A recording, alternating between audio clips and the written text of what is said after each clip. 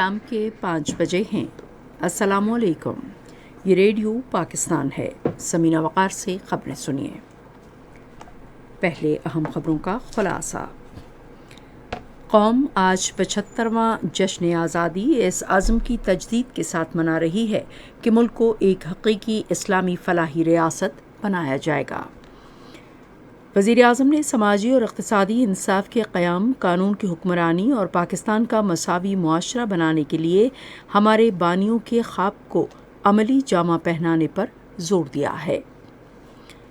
بلوچستان میں ہرنائی کے نزدیک دہشت گردوں کے ساتھ فائرنگ کے شدید تبادلے میں 2 فوجی شہید ہو گئے۔ مصر کے شہر غزہ میں ایک گرجا گھر میں آگ لگنے کے بعد بھگدڑ میں 35 افراد ہلاک ہو گئے۔ اور اب خبریں تفصیل کے ساتھ۔ قوم آج 75واں جشن آزادی اس عزم کی تجدید کے ساتھ منا رہی ہے کہ پاکستان کو ایک حقیقی اسلامی فلاحی مملکت بنانے کے لیے تحریک پاکستان کے جذبے سے کام کیا جائے۔ دن کا آغاز وفاقی دارالحکومت میں 31 اور صوبائی دارالحکومتوں میں 21 توپوں کی سلامی سے ہوا۔ اس موقع پر ملک میں امن، یکجہتی، ترقی اور خوشحالی کے لیے خصوصی دعائیں مانگی گئیں۔ تمام اہم سرکاری اور نجی عمارتوں پر قومی پرچم لہرا رہا ہے۔ سرکاری اور نجی عمارتوں سمیت تمام گلیوں، بازاروں اور تجارتی مراکز کو سجایا گیا اور برقی قمقموں سے روشن کیا گیا ہے۔ جشن آزادی کی تقریبات کے سلسلے میں ہر جگہ قومی پرچم، جھنڈیاں، بانی پاکستان کی تصاویر، پوسٹرز اور بینرز آویزاں کیے گئے ہیں۔ وزیر اعظم محمد شہباز شریف نے پاکستان کو ایک معاشی قوت میں بدلنے کے لیے میثاق معیشت پر اتفاق رائے کی ضرورت پر زور دیا ہے۔ انہوں نے یہ بات آج جناح کنونشن سینٹر اسلام آباد میں پرچم کشائی اور دوبارہ ریکارڈ کیے گئے قومی ترانے کے اجرا کی تقریب سے خطاب کرتے ہوئے کہی۔ وزیر اعظم نے کہا کہ اگر ہم ایٹمی طاقت بن سکتے ہیں تو معاشی طاقت بھی بن سکتے ہیں، تاہم اس کے لیے ہمیں دن رات محنت کرنا ہوگی۔ ادھر آج مختلف ٹویٹس میں وزیر اعظم شہباز شریف نے پاکستان میں سماجی اور اقتصادی انصاف، قانون کی حکمرانی اور مساوات پر مبنی معاشرے کے قیام کے لیے ہمارے آباء و اجداد کے خواب کو مکمل طور پر شرمندہ تعبیر کرنے پر زور دیا۔ انہوں نے کہا کہ ہم انتہائی سخت جدوجہد کے بعد حاصل کی گئی آزادی کا جشن منا رہے ہیں۔ ہمارا ملک ہم سے یہ بات سنجیدگی کے ساتھ سمجھنے کا تقاضا کرتا ہے کہ اصل آزادی محرومی، بھوک اور غربت سے آزادی ہے۔ انہوں نے کہا کہ معاشی خود مختاری کے بغیر یہ ناممکن ہے۔ وزیر اعظم نے کہا کہ ہماری سب سے بڑی طاقت ہمارے عوام ہیں اور اب وقت آ گیا ہے کہ ان کی فلاح و بہبود کو ملک کی پالیسی میں مرکزی اہمیت دی جائے۔ مقبوضہ جموں و کشمیر میں کشمیری آج پاکستان کا یوم آزادی اور جوش و جذبے سے منا رہے ہیں۔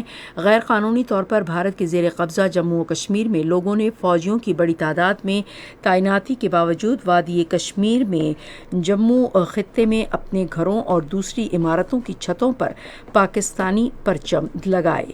دوسری جانب کنٹرول لائن کے دونوں اطراف اور دنیا بھر میں کشمیری کل بھارت کے یوم آزادی کو یوم سیاہ کے طور پر منائیں گے تاکہ اپنے مادر وطن پر بھارت کے مسلسل اور غیر قانونی قبضے کے خلاف احتجاج ریکارڈ کرا سکیں۔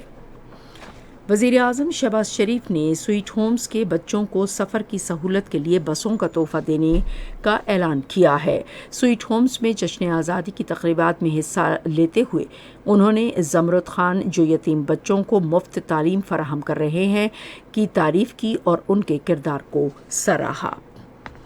قدرتی آفات سے نمٹنے کے قومی ادارے کی طرف سے بلوچستان میں سیلاب سے متاثرہ لوگوں کے لیے ہنگامی امداد کی فراہمی کا سلسلہ جاری ہے۔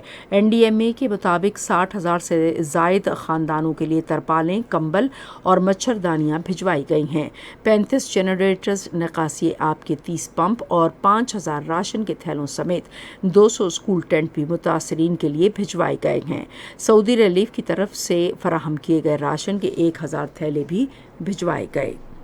بلوچستان میں ہرنائی کے قریب سیکورٹی فورسز اور دہشت گردوں کے درمیان فائرنگ کے تبادلے میں 2 فوجی شہید اور 1 زخمی ہو گیا۔ فوج کے شعبہ تعلقات عامہ کے مطابق دہشت گردوں نے گزشتہ رات ہرنائی کے قریب خوست کے علاقے میں سیکورٹی فورسز کی چوکی پر حملہ کیا۔ سیکورٹی فورسز نے دہشت گردوں کا حملہ کامیابی سے پسپا کر دیا۔ فرار ہونے والے دہشت گردوں کا قریبی پہاڑیوں میں تعاقب کیا گیا۔ حملے کے بعد فرار ہونے کی کوشش کرتے ہوئے دہشت گردوں اور سیکورٹی اہلکار کے درمیان شدید فائرنگ کا تبادلہ ہوا۔